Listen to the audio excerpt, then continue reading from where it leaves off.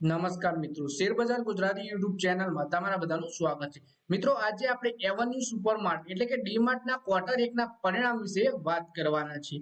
તો આ પરિણામ વિશે આપણે તમામ માહિતી ડિટેલમાં જોઈએ। તો મિત્રો, સૌથી પહેલા આપણે વાત કરીએ કે કંપનીએ ટોટલ ઇન્કમ કેટલી કરી છે। તો ટોટલ ઇન્કમની વાત કરીએ તો 14,110 કરોડ રૂપિયા કંપનીએ આ ક્વાર્ટરમાં કરી છે અને ગયા ક્વાર્ટરમાં કંપનીએ 12,764 કરોડ રૂપિયા કંપનીની આવક થઈ હતી।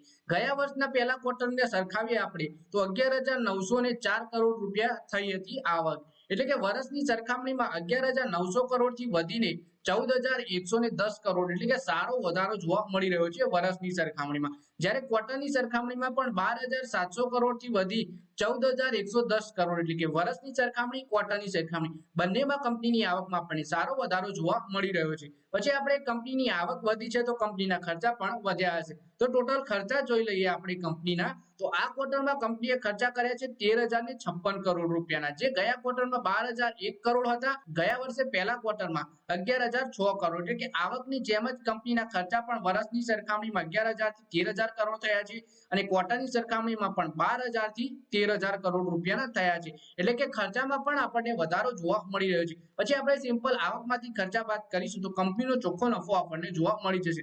તો નેટ પ્રોફિટ આફ્ટર ટેક્સ આપણે જોઈ લઈએ તો આ ક્વાર્ટરમાં કંપનીએ નફો કર્યો છે 773 કરોડ ને 68 લાખ રૂપિયાનો, જે ગયા ક્વાર્ટરમાં 563.14 લાખ કરોડ હતો અને ગયા વર્ષે પહેલા ક્વાર્ટરમાં 658.71 કરોડ એટલે કે કંપનીનો નફો પણ આપણને વર્ષની સરખામણીમાં 658 કરોડથી વધી 773 કરોડ રૂપિયા થતો જોવા મળી રહ્યો છે।